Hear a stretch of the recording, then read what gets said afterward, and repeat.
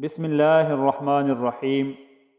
اگر لوگ تم سے متاثر ہو رہے ہیں تو تکبر نہ کرو، بلکہ اللہ کا شکر ادا کرو کہ اس نے تمہارے عیب چھپا کر تم کو لوگوں میں معزز بنا رکھا ہے۔ اللہ پر ہمیشہ بھروسہ رکھو، کیونکہ اللہ وہ نہیں دیتا جو آپ کو اچھا لگتا ہے، بلکہ وہ دیتا ہے جو آپ کے لیے اچھا ہوتا ہے۔ جو بات تم نہیں جانتے منہ سے نہ کہو، اور جو جانتے ہو اسے مستحق کے بتانے میں کبھی بخل نہ کرو۔ بندے اور اللہ تعالیٰ کی محبت میں فرق یہ ہے کہ بندے کی محبت ہمیشہ انسان کی بڑی کمزوری بن جاتی ہے، اور اللہ کی محبت انسان کی سب سے بڑی طاقت بن جاتی ہے۔ 3 گناہ ایسے ہیں جن کی سزا مرنے سے پہلے ضرور ملتی ہے: ظلم، قطع رحمی اور جھوٹی قسم۔ یہ 3 ایسے گناہ ہیں جن کی سزا موت آنے سے پہلے بھگتنا پڑتی ہے۔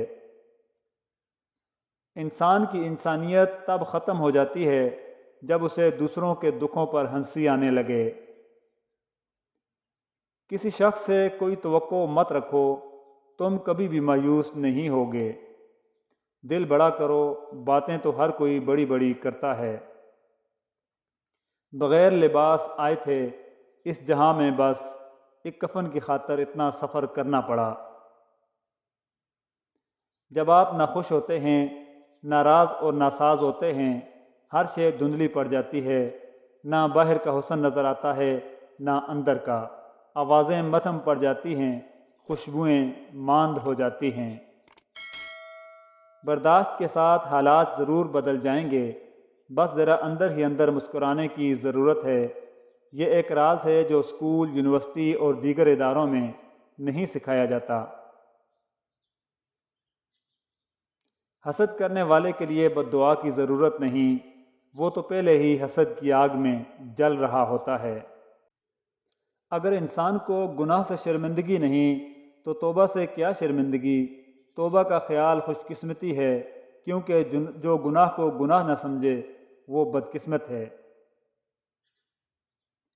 کسی کو اتنی عزت نہ دو کہ آپ کی بے عزتی کرنا وہ اپنا حق ہی سمجھ لے۔ لوگ اچھا پڑھنے اور اچھا لکھنے والے کو قابل انسان سمجھتے ہیں، جبکہ حقیقت میں قابل وہ ہے جو اچھا سوچے اور اچھا بولے۔